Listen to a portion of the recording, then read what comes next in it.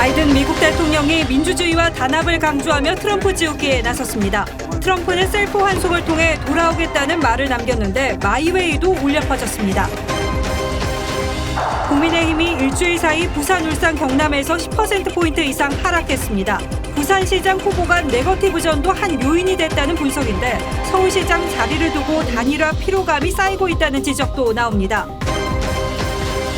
유흥업소 점주들이 수개월째 영업 중지가 이뤄지고 있다며 상복을 입고 영업 허가증을 불태우는 등 전국에서 항의성 집회를 벌였습니다. 설이 전 코로나 백신 접종이 전망되는 가운데 정부가 백신 접종 센터 250곳을 운영한다는 계획입니다. 밤 9시 이후 심야 택배 배송이 제한됩니다. 택배 분류 작업도 택배 노동자 업무에서 제외돼 택배비 인상이 불가피해졌습니다. 삼성 준법감시위원회가 이재용 부회장 실형 선고 당시 법원이 준법감시위가 실효성이 없다고 한 것을 정면 반박했습니다. 삼성 본사를 제3국으로 옮긴다는 가짜 메시지가 돌기도 했습니다. 공수처가 공식 출범했습니다. 김진욱 공수처장은 성역 없는 고위공직자 비리 수사를 다짐했습니다.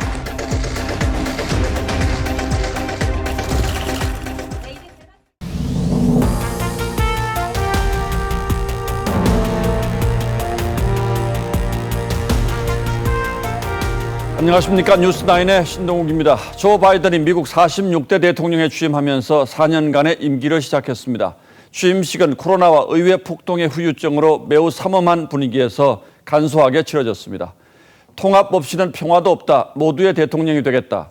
취임 연설도 트럼프 전 대통령이 남긴 분열을 극복하겠다는 메시지에 집중됐습니다.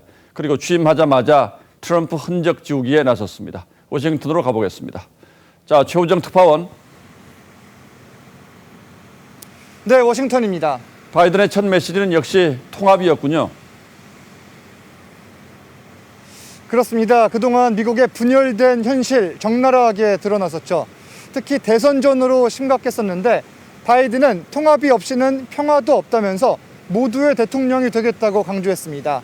그러면서 백인 우월주의 등 국내 테러리즘에 맞서겠다고도 이야기를 했습니다. 평화를 해치는 행동은 테러리즘으로 규정을 한 겁니다. 연설 도중 코로나 사망자들을 기리는 묵념을 청하기도 했습니다. 동맹국들에겐 미국 우선주의를 폐기하고 함께하겠다, 이런 의지를 밝혔습니다. And will lead not merely by the example of our power, but by the power of our example. 예, 힘의 모범이 아니라 모범의 힘으로 이끌어가겠다. 매우 의미심장하게 들리는 표현인데 취임 첫날 구체적인 변화의 움직임은 어떤 게 있었습니까? 네, 바이든은 뒤로 보이는 백악관 집무실에서 임기 첫날에만 17개 행정명령에 서명을 했습니다. 이 트럼프 지우기에 본격적으로 들어간 건데 앞으로 100일 동안 연방시설에서 마스크 착용을 의무화하도록 했고 파리 기후 변화협약 재가입도 서명했습니다. 집무실도 완전히 바꿨습니다.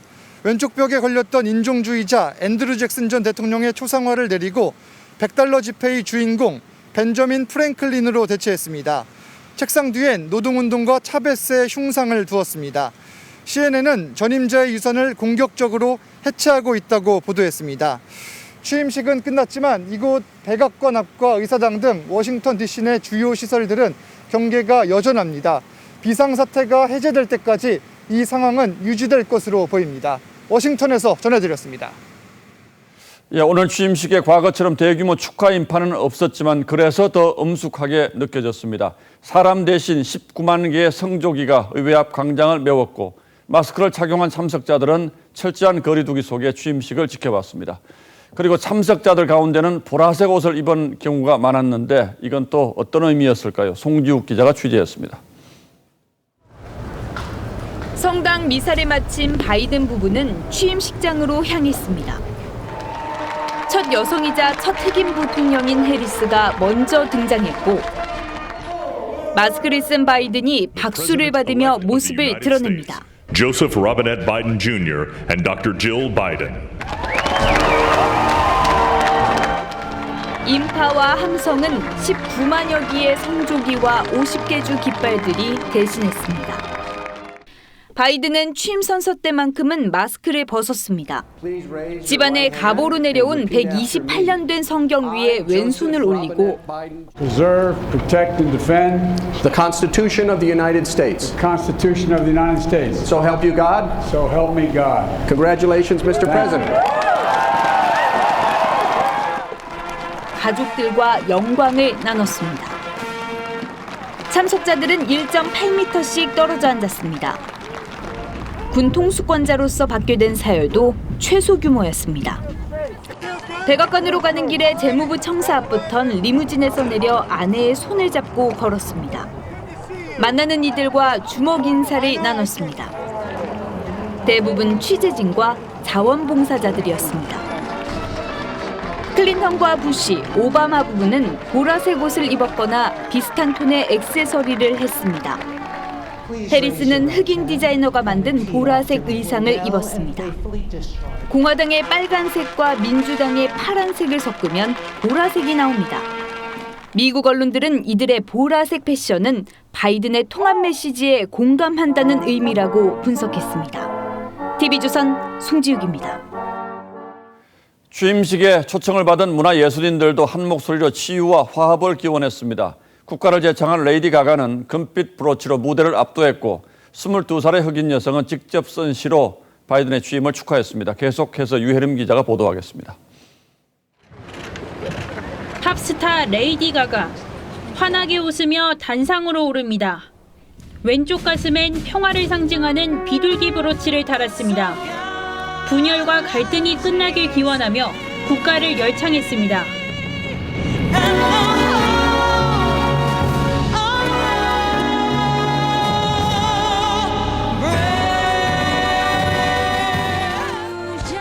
축가를 부른 라틴계 미국인 제니퍼 로페즈는 공연 도중에 스페인어로 화합을 외쳤습니다.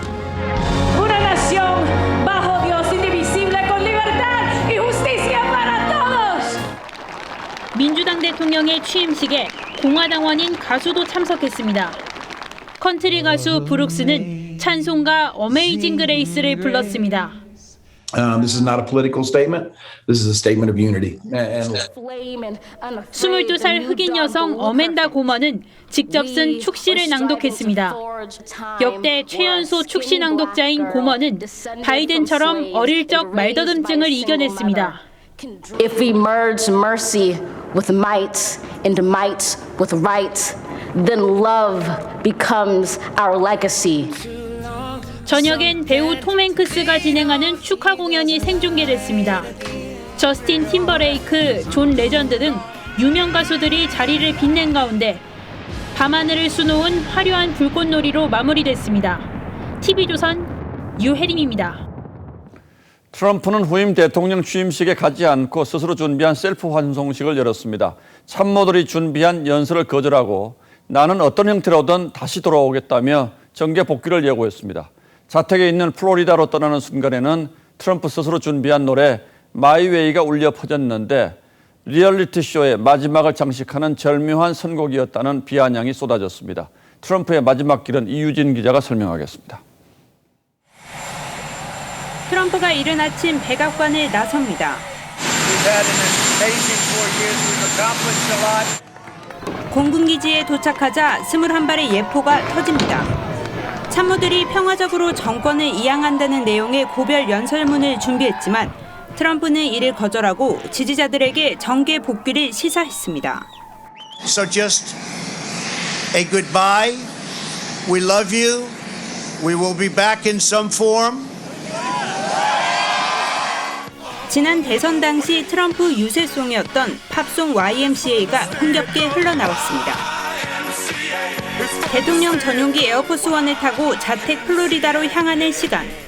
프랭크 시네트라의 마이웨이가 배경음악으로 깔리더니 이륙 순간 절묘하게 그래 나는 꿋꿋이 내 길을 걸었다는 마지막 소절이 울려 퍼졌습니다. SNS에는 리얼리티쇼의 마지막을 장식하는 절묘한 선곡이었다. 진짜 마이웨이였다는 조롱이 쏟아졌고 생방송 중이던 앵커들이 웃음보가 터졌습니다. CNN은 이 순간을 중계할 때 트럼프 출발, 혼돈의 대통령 임기 종료라는 자막을 내보냈습니다. TV조선 이유진입니다. 문재인 대통령은 바이든 대통령의 취임을 축하하는 전문을 보내서 가까운 시일 안에 직접 만나자고 했습니다. 직접 만나자. 새로운 미 행정부 출범을 계기로 남북관계, 북미관계의 돌파구를 만들어 보겠다는 뜻으로 읽히는데 미국이 완전히 새로운 접근법으로 나설 가능성이 높아서 대화가 쉽지는 않을 듯합니다. 신은서 기자가 취재했습니다. 문재인 대통령은 오늘 오전 조 바이든 미국 대통령에게 보낸 취임 축전에서 가까운 시일 내 직접 만나 대화하길 기원한다고 했습니다. 한미 정상회담 추진을 위한 실무진 접촉도 시작된 걸로 알려졌습니다. 별도로 올린 SNS 글에는 미국이 돌아왔다며 같이 갑시다라고 했습니다. 오후에는 1년 8개월 만에 NSC 전체 회의를 주재한 자리에서 한미동맹을 호혜적인 책임동맹으로 발전시키겠다며 하노이 회담 결렬 이후 오랜 교착 상태를 하루속히 끝내달라고 주문했습니다. 북미 대화와 남북 대화의 새로운 돌파구를 마련하여 중국, 이란, 기후변화 등 바이든 행정부의 대외 전략 우선순위에서 한반도 문제가 뒤로 밀리는 것을 막기 위해 조속한 한미 정상회담의 필요성을 강조한 것으로 보입니다. 조기 정상회담 성사를 위해 청와대는 곧 한미 고위급 협의를 추진한다는 방침입니다. TV조선 신은서입니다. 지금부터는 국내 정치 문제로 돌아와 보겠습니다. 국민의힘과 국민의당 안철수 대표 간의 서울시장 후보 단일화 논의가 꽉 막힌 상태에서 한 걸음도 나가지 못하고 있습니다. 안 대표가 큰 정치를 하라며 이른바 오픈 경선 수용을 거듭 압박했지만 김종인 위원장은 정치 도의에 맞는 얘기를 하라며 날카롭게 맞받았습니다. 민주당 후보 경선은 우상호 의원과 박영선 전 장관 2파전으로 압축됐습니다. 보도에 홍현주 기자입니다. 저는 문재인 정부와 싸우는데 지금 제1야당은 안철수와 싸우는 것 같습니다. 입당하지 않고 경선에 참여할 수 있게 해달라며 전체 야권을 보는 큰 정치를 기대한다는 안철수 대표의 말에 김종인 위원장은 정치 도의에 맞지 않는 얘기라고 선을 그었습니다. 타당에서 실시하는 경선 과정 속에서 무소속이라고 하는 이름을 걸고 같이 하겠다고 하는 것이 이게 정치 도의에 맞는.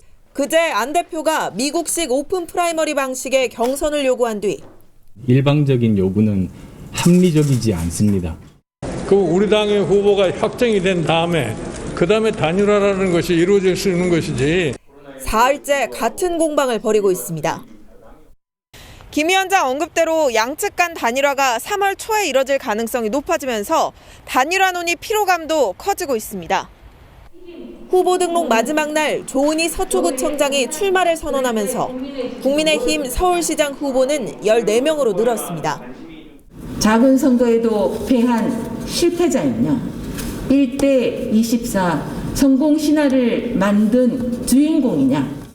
장관직을 내려놓은 박영선 전 장관은 SNS에 모두 전환을 위한 성찰에 들어간다고 적었고 민주당 우상호 의원은 서울 지하철 1호선 전면 지하화를 공약했습니다. TV조선 홍현주입니다. 이런 상황에서 부산, 울산, 경남 이른바 PK 지역 민심이 심상치가 않습니다. 국민의힘 지지율이 일주일 만에 10%포인트 넘게 폭락했습니다. 지지율 하락 원인은 복합적으로 봐야겠습니다만 야권에선 부산시장 보궐선거만큼은 다 이긴 선거로 생각해왔던 터라 충격이 적지 않아 보입니다. 이낙연 민주당 대표는 가덕도 신공항법을 2월 임시국회에서 통과시키겠다며 공세적인 민심 잡기에 나섰습니다. 이어서 이채림 기자입니다. 리얼미터 여론조사에서 부산, 울산, 경남 지역의 민주당 지지율은 34.5%, 국민의힘 29.9%였습니다.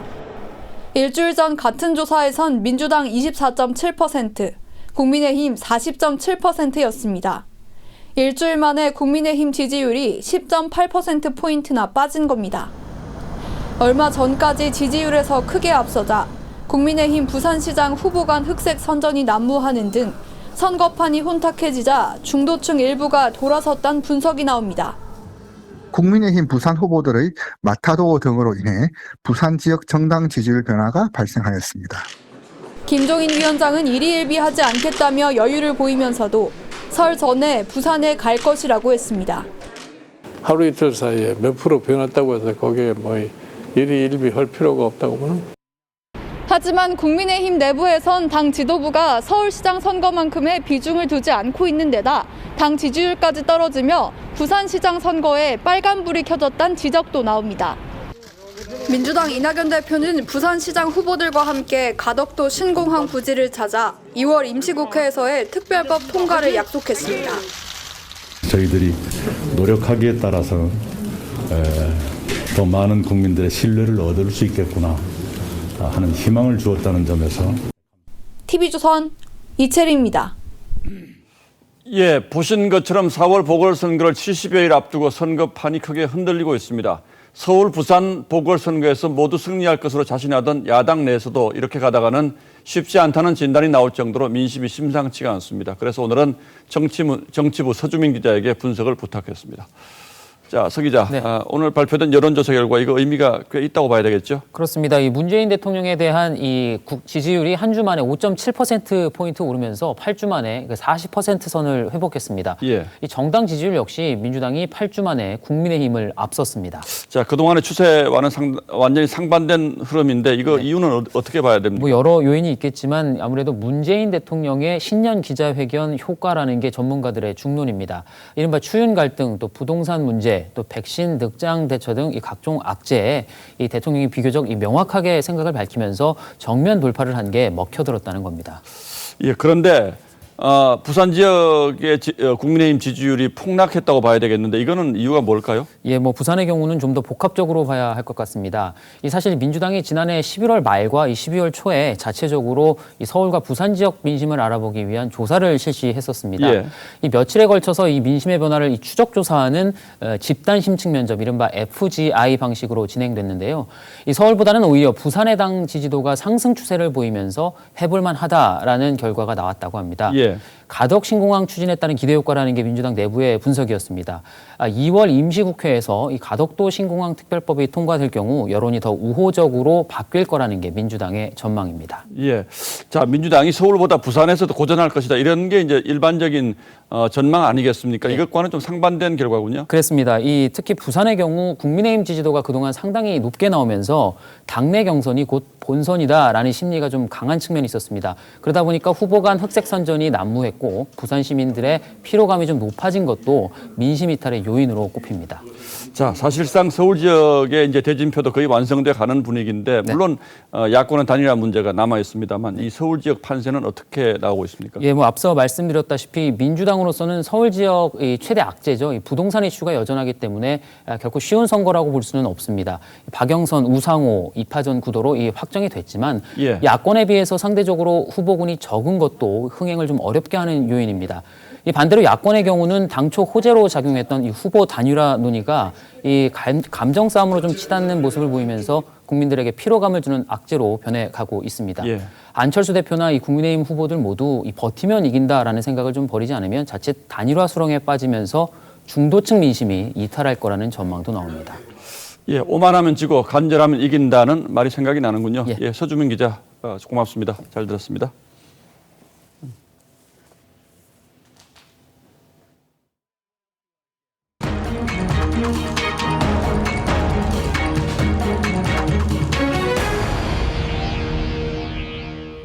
코로나 방역 조치로 장기간 영업을 못한 유흥업소 업주들의 반발이 갈수록 거세지고 있습니다. 급기야 상복과 상여 시위를 하고 영업 허가증까지 불태우며 격렬하게 항의했습니다. 하동원 기자가 보도합니다. 상복을 입은 유흥업소 업주들이 영업 허가증 1,500여 장을 불태웁니다. 상여를 맨 채 시청 앞 광장을 행진하고 삭발을 하며 영업 제한에 항의의 뜻을 나타냅니다. 업주들은 지난해 3월부터 영업 제한이 반복되면서 더 이상 버티기 힘들다고 호소합니다. 유흥이라는 그런 사치 향락업소라는 이유로 은행 문턱도 높게 지금 설정이 되어 있고 해서 길바닥으로 나가는 그런 위기에 와 있습니다. 인천과 충남, 대전 등 전국에서 집회가 잇따랐습니다. 유흥업계는 방역 조치가 형평성을 잃었다고 반발합니다. 노래방은 영업을 하고 있잖아요. 그런데 유흥업소는 노래방이나 유흥업소랑 거의 똑같아요. 유흥주점 업주들은 집합금지 조치가 해제될 때까지 집회를 계속할 방침입니다. 코로나19 여파로 연간 400만 명의 관광객 발길이 끊긴 강원랜드 근처에는 문 닫은 가게가 즐비합니다. 게다가 지난달 29일부터 강원랜드 직원 2천여 명이 무급휴직에 들어가면서 지역 경제는 파탄일보 직전입니다. 이 동네는 죽은 도시예요. 완전히 지나다니는 사람이 없고요. 근데 여기는 카지노 하나를 먹고 살잖아요. 코로나19 여파가 1년째 이어지면서 경기 침체와 생계난을 호소하는 목소리가 점점 높아지고 있습니다. TV조선 하동훈입니다. 코로나 영업 제한으로 큰 피해를 입은 자영업자들의 손실 보상을 법에 명시하자는 방안을 두고도 논란이 갈수록 커지고 있습니다.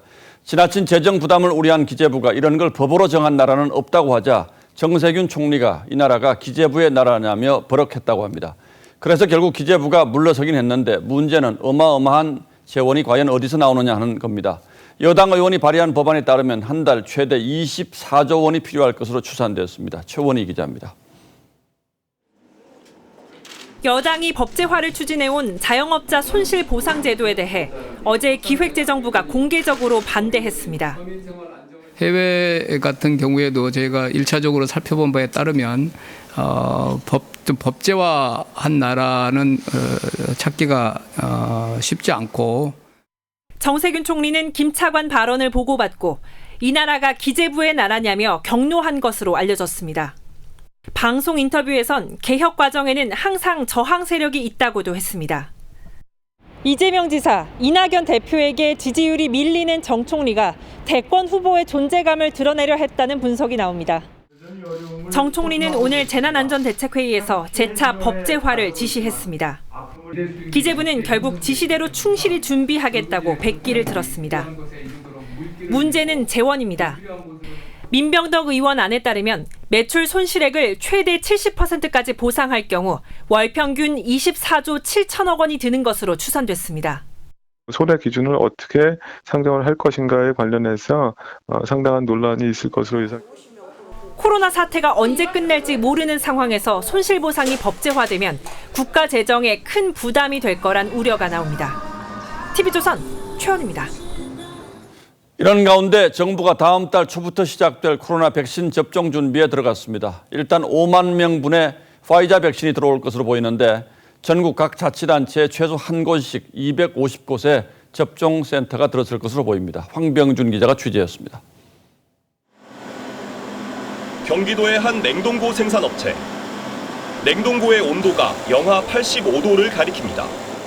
이 업체는 최근 정부와 납품 계약을 체결했습니다. 화이자나 모더나 백신의 초저온 보관 유통을 위해서입니다. 정부는 이런 초저온 냉동고를 갖춘 250곳의 접종센터를 전국 각 자치단체에 최소 한 곳씩 설립할 예정입니다.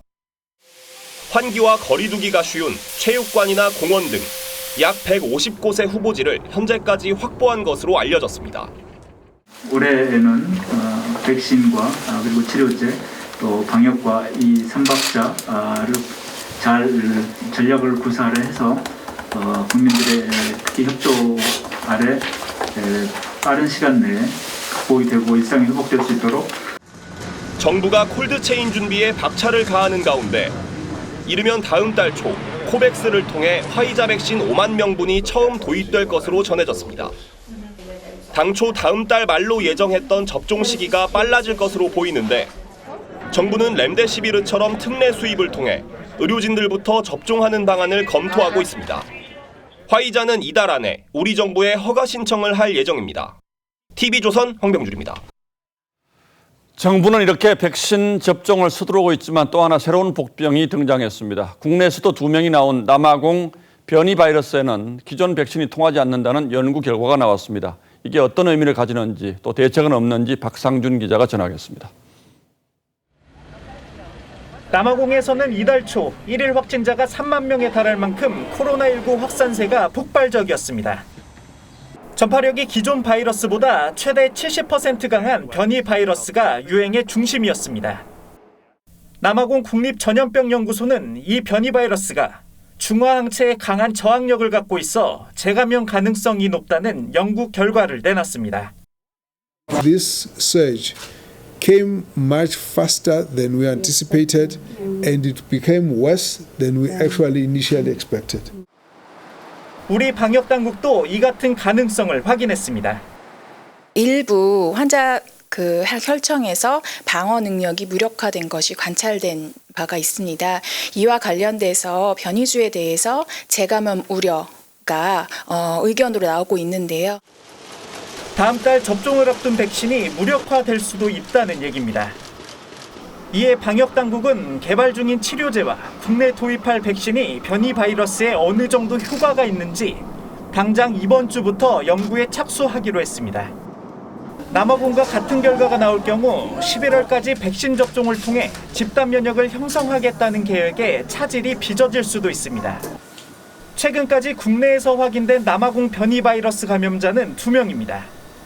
TV조선 박상준입니다. 밤 9시 이후에 심야 택배 배송이 제한되고 택배 분류 작업도 택배기사 업무에서 제외됩니다. 이 택배 노조와 택배사, 당정이 합의한 건데요. 이렇게 되면 택배비 인상이 불가피하다는 관측도 나옵니다. 먼저 이정민 기자가 취재한 오늘 합의 내용 보시고 갈등이 이어지는 택배 배달 현장 전하겠습니다. 앞으로는 택배 분류 작업을 택배 회사가 책임지게 됩니다. 택배 근로자의 심야 배송도 밤 9시까지로 제한됩니다. 택배 노동자 과로사 대책을 위한 사회적 합의기구가 최종 합의한 내용입니다.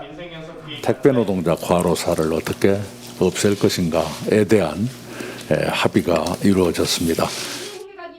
당장 택배 노조는 환영했습니다. 27일로 예고했던 총파업도 철회했습니다.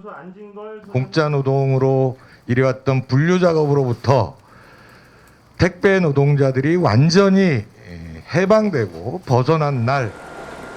설 연휴 물류 대란은 피하게 됐지만 현장에서는 수입이 줄어들 수 있다는 우려도 있습니다. 저희들은 부담 없이 실천을 할지 그게 이제 안 믿는 거죠. 그냥 분류 정리를 또 주면서 해주면서 또 수수료를 돌려치기를 하시면 저희 입장에서는 똑같지 않을까요? 택배비 인상이 불가피하다는 말도 나옵니다. 택배 분류를 위해 고용을 늘리거나 자동화 시스템을 도입할 경우 추가적인 비용이 발생하기 때문입니다. 그거를 지불하기 위한 돈은 어디서 나오나요? 택배 가격 인상밖에 없잖아요. 더불어민주당 박홍근 의원도 택배비 인상 여론이 만들어진다면 논의할 수 있겠다고 말해 결국 소비자 부담이 커질 것으로 예상됩니다. TV조선 이정민입니다. 안 그래도 경무인 택배기사의 노동을 가중시키는 일은 현장에서 왕왕 벌어집니다. 일부 아파트가 사고 위험을 이유로 택배 차량 출입을 막고 있는 건데 당연히 주민의 안전도 택배기사의 배송 업무도 중요합니다. 합리적인 대책은 없을까요? 노도일 기자가 취재했습니다. 아파트 단지 앞 차도에서 차량 가득 실린 물건을 내리고 다시 수레로 일일이 나릅니다. 한 3시간, 4시간 걸릴 거예요. 한 동에 2번씩 갔다 갔다 해야 돼요. 그리고 카트 끌고 배송을 다 하면은 9시, 10시에 끝난대요.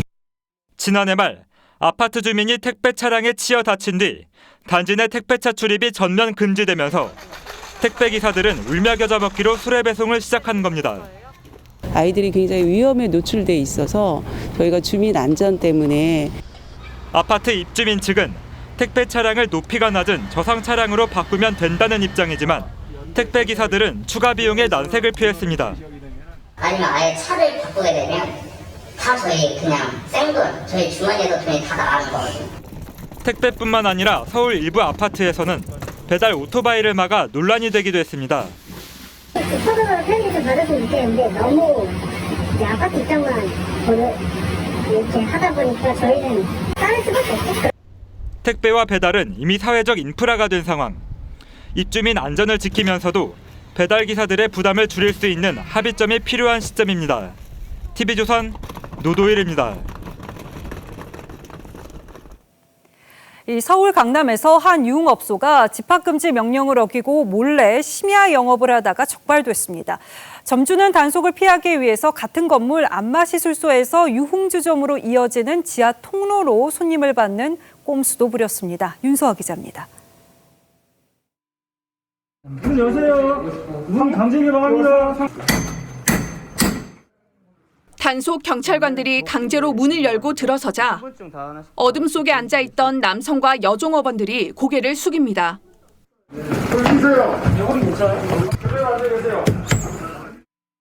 여기 어떻게 오셨어요? 어젯밤 11시 반쯤 서울 역삼동에서 불법 영업 중이던 유흥업주와 손님 등 41명이 경찰에 적발됐습니다. 문 닫힌 유흥업소에서 불빛과 함께 시끄러운 소리가 새어나온다는 주민신고에 덜미가 잡혔습니다. 비슷한 시각 서울 삼성동에서도 불법 영업을 하던 유흥업소가 적발돼 19명이 입건됐습니다. 이 업소는 단속을 피하려고 유흥업소 정문을 닫아건 채 집합 금지 대상이 아닌 같은 건물 안마시술소 출입구로 연결된 비밀 통로로 손님을 받은 것으로 드러났습니다. 여기가 그 연결된 곳이에요? 네. 아까 얘기했잖아요. 항상 거기로 들어가. 단속 당시 일부 손님들은 뒷문으로 도망가다 저지당했습니다. 여기 한 대 서 있었고 한 대가 또 이렇게 가서 그래서 이 동네 뭔 일 있나? 나는 그랬거든요. 경찰은 유흥업소 불법 영업이 끊이지 않는다며 특별 단속을 계속할 방침입니다. TV조선 윤서아입니다. 서울 한복판에서 호송 중이던 피해자가 수갑을 찬 채 맨발로 도주해서 추격전이 벌어졌는데요. 40분 만에 끝이 났습니다. 송민선 기자가 취재했습니다. 수갑을 찬 한 남성이 불이 나게 뛰어갑니다. 신발도 없이 맨발 차림입니다. 골목길을 나서는 차량을 피해 방향을 바꾸자 검은 옷 차림의 검찰 호송팀이 뒤를 쫓습니다. 어제 오후 호송 중이던 32살 A씨가 도망쳤습니다. 신발이 벗겨져갖고 저쪽에서 계단 내려가기 전에 자빠졌어요. 자빠졌는데도 너무 빠르니까 부분이 못 잡더라고요. 사기 피의자로 구속영장이 발부돼 수배 중이던 A씨는 용산경찰서에서 검거돼 사건 관할지인 대전교도소로 호송되던 중이었습니다. A씨는 호송을 맡은 검찰 호송팀에게 구토할 것 같다, 화장실을 가야겠다며 차량에서 내린 뒤 어수선한 틈을 타 도주한 것으로 파악됐습니다. 들고 이것만 들고 간 거죠? 이것만 쳤어요. 그냥 계단 밑에 있는데 그냥. A씨는 가파른 계단을 급하게 내려오다 넘어질 뻔했지만 도주를 멈추진 않았습니다. 검찰 수사관은 경찰의 협조를 요청한 끝에 폐가에 숨어있던 A씨를 찾아 40분 만에 체포했고 대전교도소에 구속 수감했습니다. TV조선 송민선입니다. 쇼트트랙 국가대표 심석희 선수가 코치에게 상습 성폭행을 당했다고 고백한 지 2년여 만에 법원 판단이 내려졌습니다. 재판부는 조재범 코치가 허위 진술로 일관하고 있다며 징역 10년 6개월을 선고했습니다. 신유만 기자입니다. 심석희 선수가 성폭력 피해를 폭로한 건 지난 2018년 12월.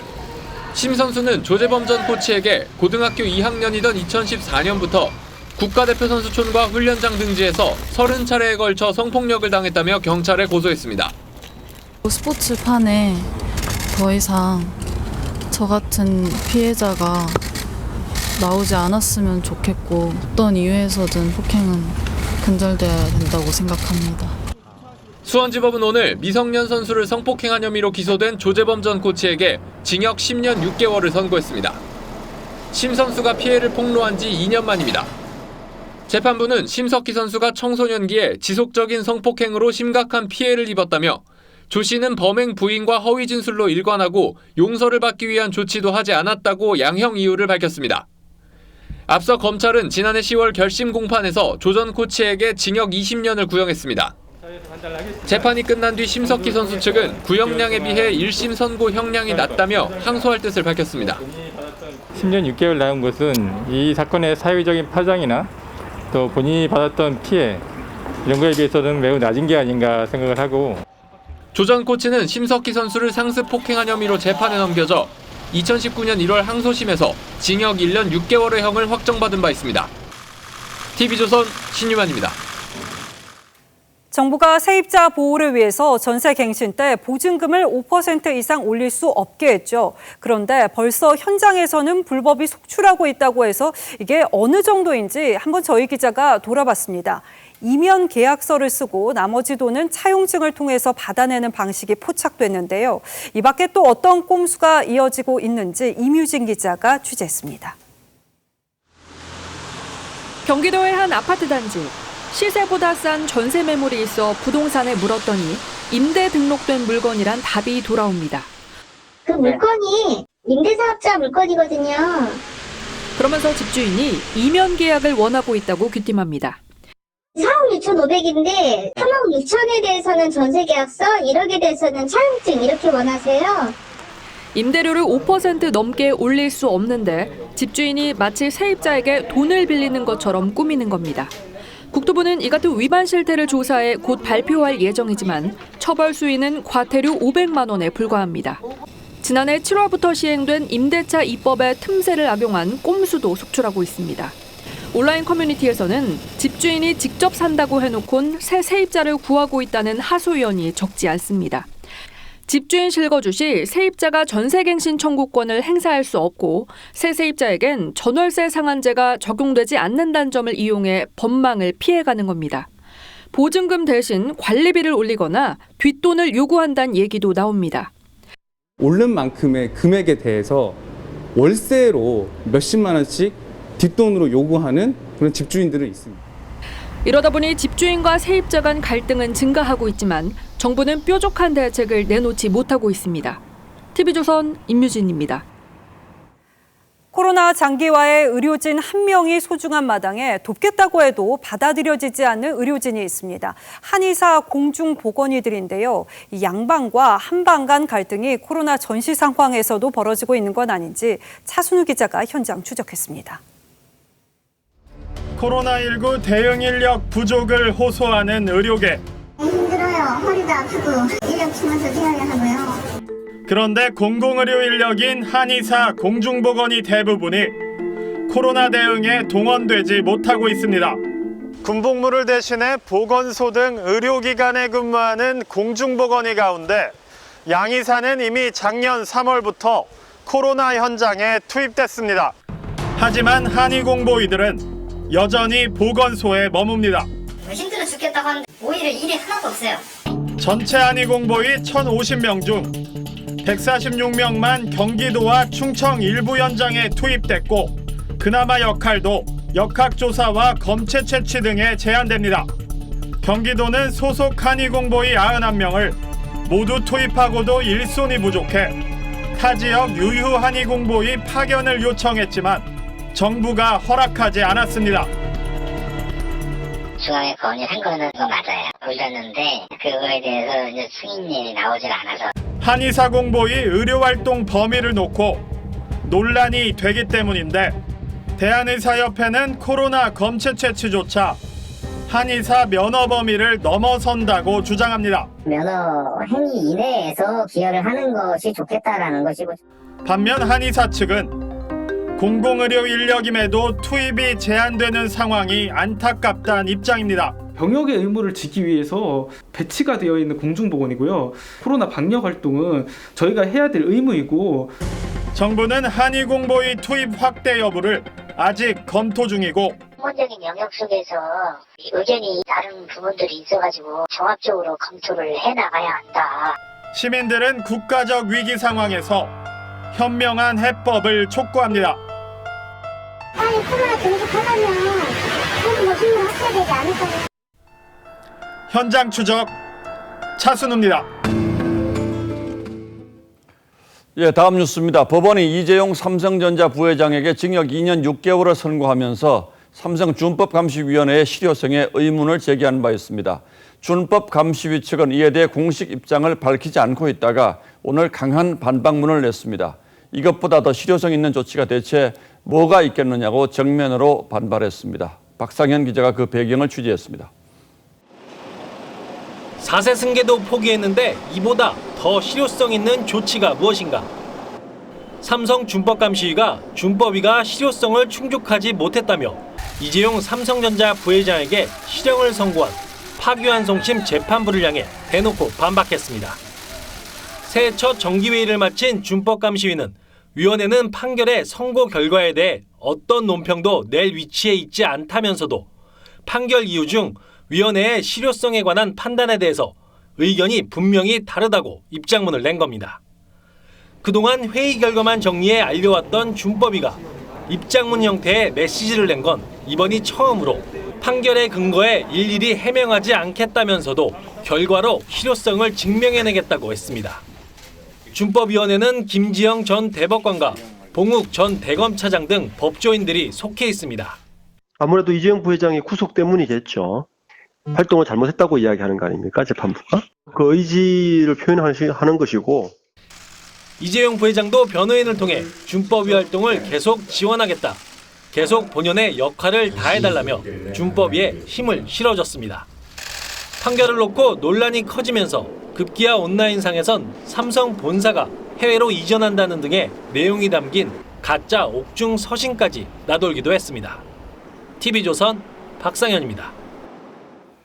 문재인 대통령이 김진욱 초대 공수처장에게 임명장을 주면서 정치적 중립과 독립을 강조했습니다. 김 처장은 정치 편향 우려를 의식한 듯 여당 편도 야당 편도 아닌 국민 편만 들겠다고 했습니다. 김복은 기자입니다. 임명장 김진욱 고위공직자범죄수사처장의 임함. 김진욱 초대 공수처장이 문재인 대통령에게 임명장을 받고 3년 임기를 시작했습니다. 지난 2002년 노무현 전 대통령이 공수처 설치를 공약한 지 19년 만입니다. 문 대통령은 정치로부터의 중립, 기존 사정기구로부터의 독립이 가장 중요한 덕목이라고 했고, 김 처장은 공수처가 국민의 신뢰를 받는다면 검찰의 지금 잘못된 수사 관행도 변할 것이라고 답했습니다. 김 처장은 취임식에서 성역 없이 공정한 수사를 강조했습니다. 여당 편도 아니고 야당 편도 아닌 오로지 국민 편만 드는. 하지만 야당은 공수처가 검찰이 진행하는 정권 비위 수사를 막는 역할을 할 수 있다는 점을 경계하고 있습니다. 권력 눈치 살피는 정치적 방패막이 정권 수호처로 전락하지 않도록 국민들과 지켜볼 것입니다. 공수처 차장과 검사, 수사관 인선이 이루어지지 않은 만큼 공수처가 본격 가동하기까지는 다소 시간이 걸릴 전망입니다. TV조선 김보건입니다. 김학의 전 법무차관 불법 출국 금지 의혹을 수사하는 검찰이 강제 수사에 착수했습니다. 법무부와 대검 진상조사단 소속이던 이규원 검사 사무실 등을 상대로 동시다발적 압수수색을 실시한 겁니다. 윤석열 총장이 이 사건을 수원지검으로 재배당한 지 일주일 만입니다. 보도에 백연상 기자입니다. 검찰의 압수수색이 시작된 공정거래위원회 법무보좌관실. 김학의 출금 사건의 핵심 인물인 이규원 검사가 근무하는 곳입니다. 이 검사는 대검 과거사 진상조사단에서 근무하던 2019년 3월 김 전 차관 출금 요청서에 가짜 사건 번호를 적은 혐의를 받고 있습니다. 압수수색 대상에는 이 검사의 긴급 출금 요청을 승인한 민변 출신 차규근 출입국 본부장 사무실도 포함됐습니다. 검찰은 또 김 전 차관의 출국 금지 전후 사흘 동안 최소 177번이나 김 전 차관의 개인정보를 조회하고 보고한 법무부 출입국 심사과도 압수수색했습니다. 공익신고서에 나온 피신고인은 박상기 전 법무부 장관과 김호수 전 차관 등 총 11명입니다. 당시 대검 반부패 부장이었던 이성윤 서울중앙지검장과 이종근 대검 형사부장, 김태훈 법무부 검찰과장 등도 연루 의혹을 받고 있습니다. 검찰은 압수한 자료를 분석해 공익신고서 내용과 대조한 뒤 관계인들을 소환 조사할 계획입니다. 이와 관련해 국민의힘은 당으로 제보된 공익신고를 근거로 이성윤 서울중앙지검장이 2019년 출국정보 유출 의혹 수사를 막았다는 의혹도 제기했습니다. TV조선 백연상입니다. 역대급 한파가 폭포에서 이뤄지는 겨울 스포츠 빙벽 등반의 재미를 더하는데요. 지금처럼 반짝 기온이 올랐을 때가 위험합니다. 해마다 비슷한 사고가 반복되고 있어서 주의하셔야겠습니다. 이승훈 기자입니다. 높이 82m짜리 빙벽에 구조대원들이 매달려 있습니다. 밧줄과 들것으로 다친 등반객을 옮깁니다. 빙벽 등반 사고를 가정한 구조훈련입니다. 빙벽에서 사고가 나면 구조대 접근이 어려워 저체온증까지 겹칠 우려가 높습니다. 접근하기까지 시간이 오래 걸리기 때문에 그로 인해서 그 시간이 지연됨으로 인해서 발생하는 그 저체온증 사고. 얼음이 깨지는 빙벽 등반 사고는 다른 사람을 덮치는 등 2차 사고로도 이어집니다. 육안으로 보면 빙벽이 단단해 보이지만 추위가 조금만 풀려도 쉽게 깨지기 때문에 사고 위험이 높습니다. 내일부터는 설악산 폭포 4곳의 빙벽 등반이 가능해 구조당국의 긴장감이 높아지고 있습니다. 설악산에서는 빙벽 등반을 하다 심정지를 일으키거나 등반이 금지된 빙벽으로 오르다 다치는 일이 심상치 않게 일어나고 있습니다. 인증샷 하는 그런 구간이거든요. 그래서 몰래 가는 경우는 많이 있습니다. 전문가들은 빙벽 등반을 하기 전에 날씨와 얼음 상태를 확인하고 지정된 곳에서 실력에 맞게 등반해야 한다고 조언했습니다. TV조선 이승훈입니다. 깨지고 부서지고 한국사의 순환을 온몸으로 받아낸 지광 국사탑이 5년간의 복원 작업을 마치고 본 모습을 되찾았습니다. 돌고 돌아서 110년 만에 고향인 원주 절터에 우뚝 서게 됐는데요. 역대 가장 화려한 탑으로 꼽히는 지광 국사탑의 모습을 최윤정 기자가 전합니다. 고려시대 지광국사 해린의 사리를 봉안했던 지광국사탑. 연꽃과 봉황 등 화려한 조각으로 역대 가장 개성 있는 승탑으로 손꼽히지만 1911년 일본 골동품상에 의해 원주에서 명동으로 또 일본으로 반출됐다 다시 경복궁 내 임시보관소로 최소 9번이나 해체 이전된 비운의 승탑입니다. 한국 전쟁 때는 폭격으로 만여 개 조각으로 산산조각이 나며 우리 민족의 순환사를 온몸으로 겪었습니다. 57년도에 수리 복원을 했었습니다. 그렇지만 시멘트로 수리 복원을 했기 때문에 그에 따른 여러 가지 손상들이 발생을 해서 국립문화재연구소는 시멘트와 철심으로 복원됐던 부분들을 걷어냈습니다. 그리고 원주 인근에서 비슷한 석재를 찾아내 없어진 부분은 새로 제작하고 채워 넣어 5년 만에 본래의 모습을 되찾았습니다. 저희가 과학적 조사를 통해서 새로운 돌을 찾아서 원형을 복원을 해줬습니다. 현재 29조각으로 분리된 탑의 이전 장소는 원주 법천사. 정확한 위치는 원래 있었던 곳이나 전시관을 건립해 보관하는 방법을 놓고 논의 중입니다. 한국 근현대사의 아픔을 겪은 지광 국사탑. 드디어 110년 만에 고향으로 돌아가게 됐습니다. TV조선 최윤정입니다.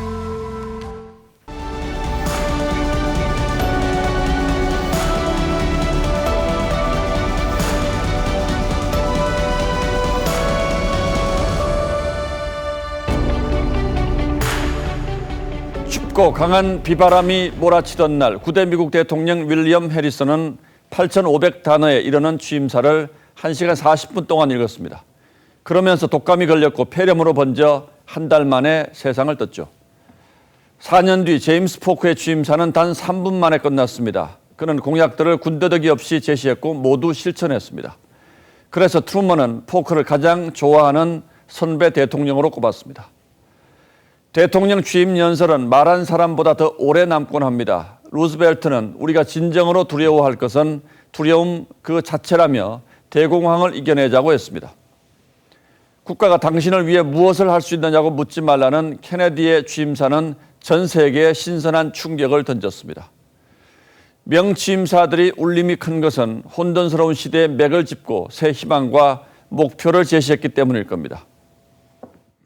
My whole soul is in this, bringing America together, uniting our people, uniting our nation. 바이든 대통령은 취임사에서 통합이라는 단어를 11번 썼습니다. 통합이 없으면 평화도 없다. 통합이 우리가 나아갈 길이라고 강조했습니다. Opportunity, security, liberty, dignity, respect, honor, and yes, the truth. 반면 트럼프는 4년 전 취임사에서 사륙, 황폐, 부패, 슬픔을 말했습니다.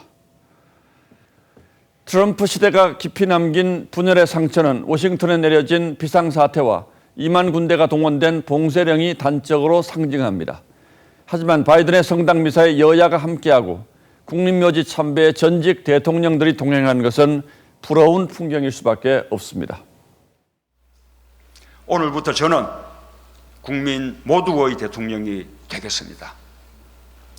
저를 지지하지 않았던 국민 한 분 한 분도 문재인 대통령도 이렇게 취임사에서 통합과 화합을 말했습니다. 새해 들어서도 두 단어를 강조했죠. 그런데 신년회견에선 전직 대통령 사면이 국민 통합을 해친다고 했습니다. 어제 개각을 친문 인사들로 채운 것도 통합 쇄신과는 거리가 멀어 보였습니다. 우리에게 두고두고 회자되는 취임사가 드뭅니다. 화려한 수식어가 총동원되지만 그 말을 곧이곧대로 믿는 국민도 많지 않습니다. 그래도 취임사에는 우레 같은 박수가 따릅니다. 하지만 박수는 임기를 마치는 퇴임사에서 받는 것이 진짜 박수일 겁니다. 축하는 들어서는 자의 것이 아니라 물러서는 자의 것이 돼야 한다는 김수환 추기경의 말씀처럼 말입니다. 1월 21일 앵커의 시선은 대통령의 취임사였습니다.